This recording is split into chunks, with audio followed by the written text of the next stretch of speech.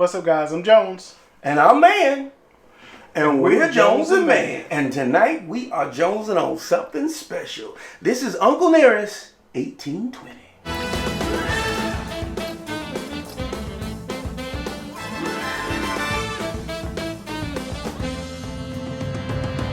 So, all right, Jones. This has been not quite a year, but it's been a long time in the making.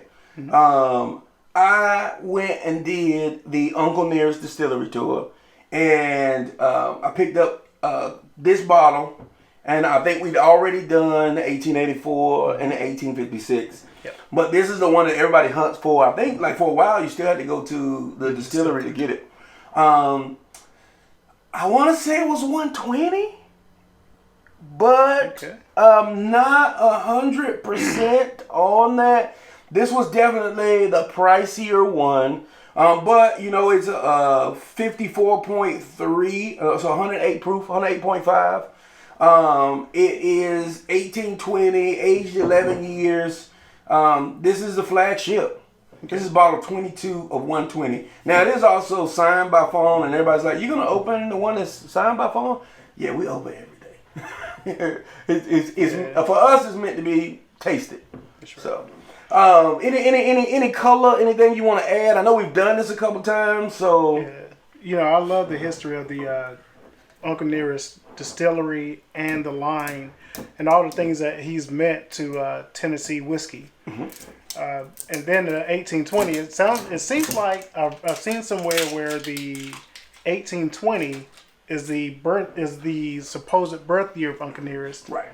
And then 1854 is the first year that he distilled alcohol. So 1856 is the first. Now it got me thinking because there's 1884 and 1856. I can't remember.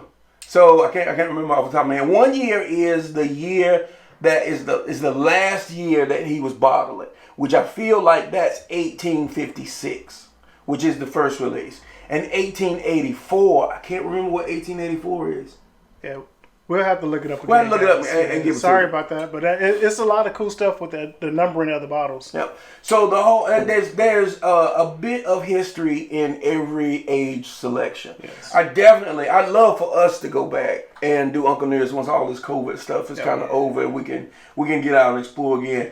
Lots of great history. Fawn has done an amazing job from seeing an article, jumping, flying out, checking out the history, researching it, and actually buying the property and revitalizing the Uncle Nearest name to even today. If you go to, from what I heard last, is that even if you go to Jack Daniel's tour now, mm-hmm. Nearest is mentioned in that process where he wasn't previously. Right. So this is history. This is definitely what history's about. So. I think we should pop this thing.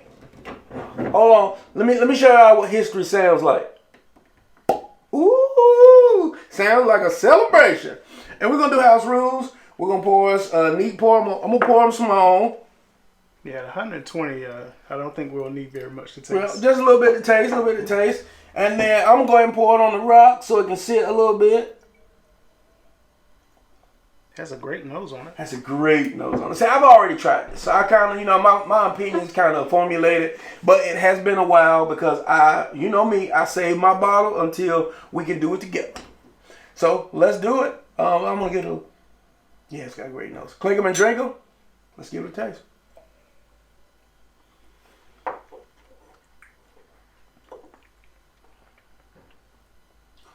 Ooh, there's that, there's your grandmother's touch right there. Grab right at the end.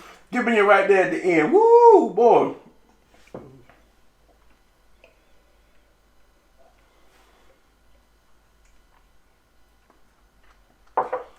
It's definitely some heat there. It makes me wonder, like, is this? You didn't happen to see what the mash bill was, or I don't even know if they promote what the mash bill is. It's got a lot of like corn sweetness to it. But it's not overly sweet. Not overly sweet. It is so mellow and warm. And I guess that's, Nearest is known for helping Jack Daniels with that Lincoln County process, charcoal filtering that kind of mellows out the spirit. So you can taste it.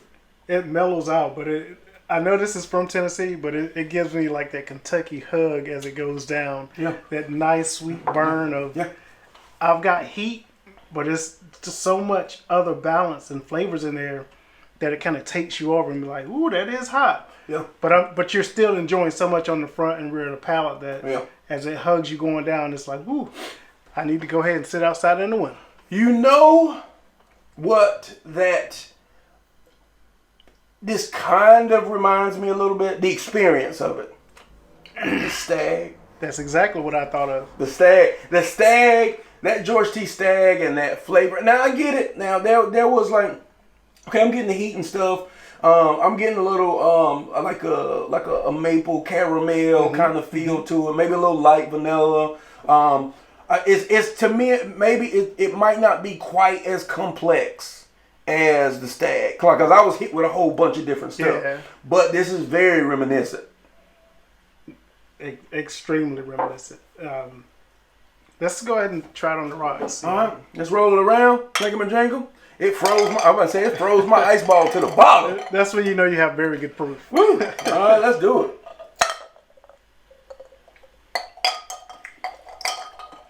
Now we are sipping from our Prestige decanters, glasses. So definitely, if you're interested, pick you up a set. Use promo code J&M.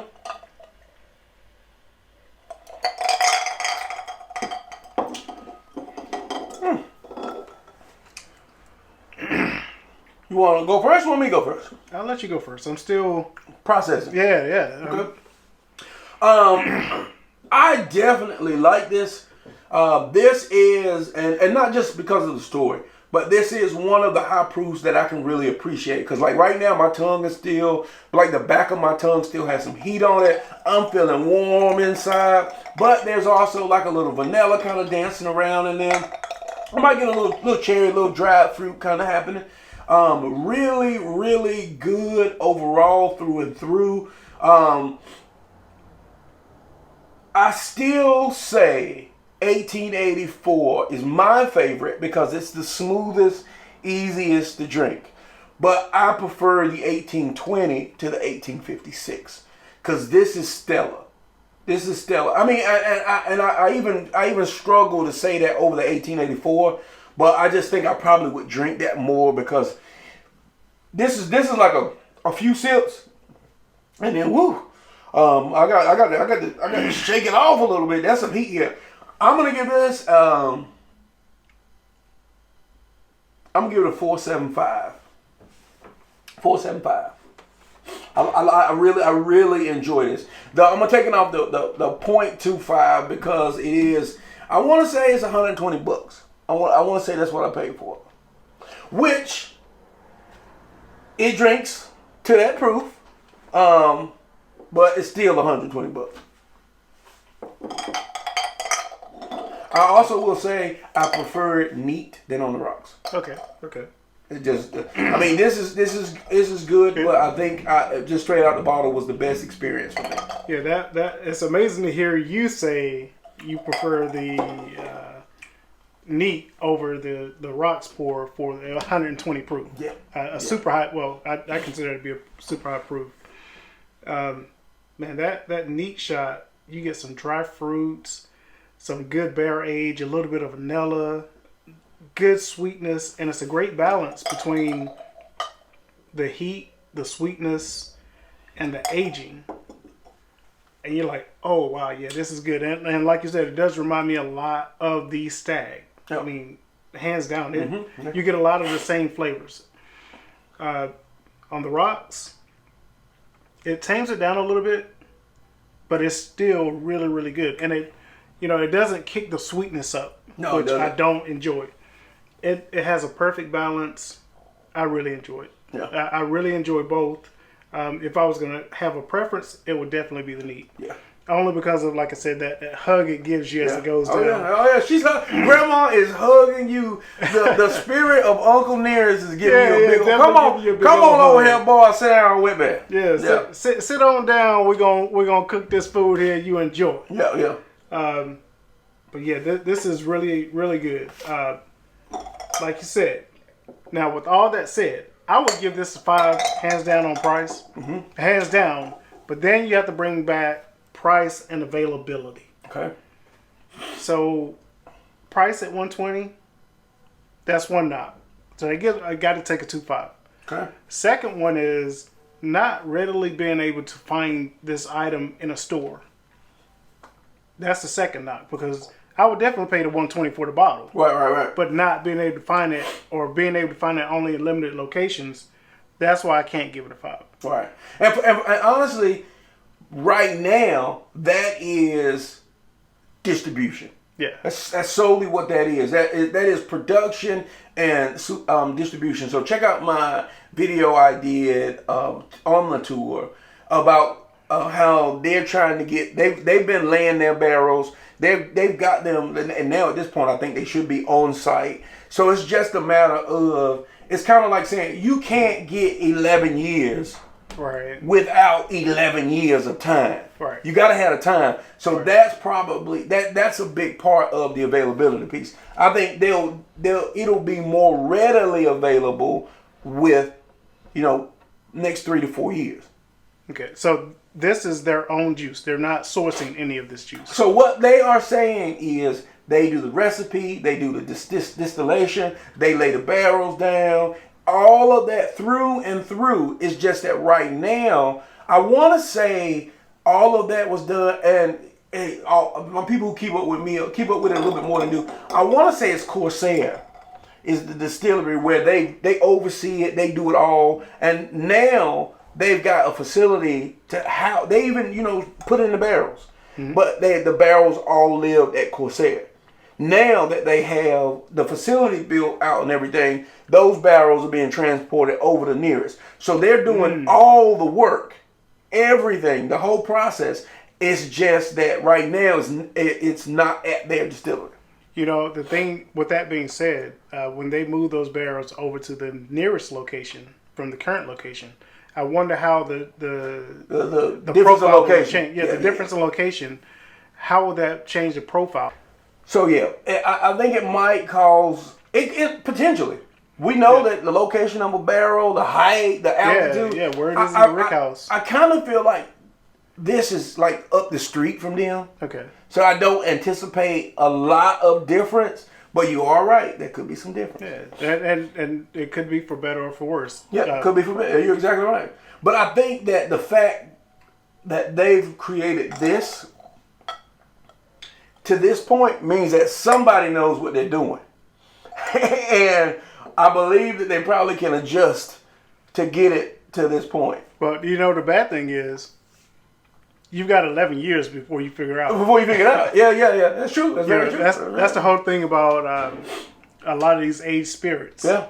Is you don't know how far you overshot it or undershot it until it comes out that. And half the time, most of the people that bottle it aren't the ones tasting it when it comes out of the barrel.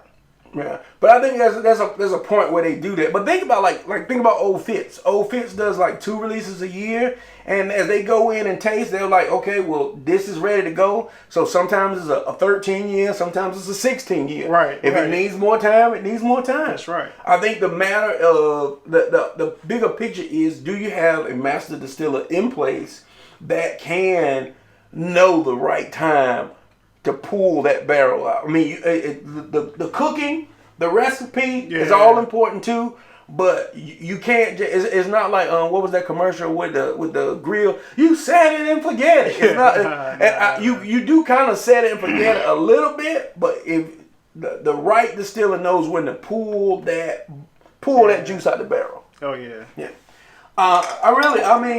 So where we got all our subjects. So where did you land? I landed at a 4.5 only because of availability and price. Okay. But if it's juice by itself, strong 5. Okay. And I'm gonna stick with my 475. I only took it down a notch because of price. I understand the availability aspect of it. If you can find this, it's definitely worth the money. Yeah, definitely worth the money. It'll be a great gift for somebody. I guess this is what you're gonna be getting you some bottles of. Yeah, Sure. All right, well, definitely, man. Follow us on Facebook, Instagram, and Twitter, and of course TikTok as always. You definitely got to check out CWSpirits.com. I don't think we have 1820 on CW yet, but I'm trying to, because that would be awesome, a great distribution channel. CW Spirits / Jones and Mann. Clean them and drink them. We're going to do some Uncle Nearest, and we'll see you next time.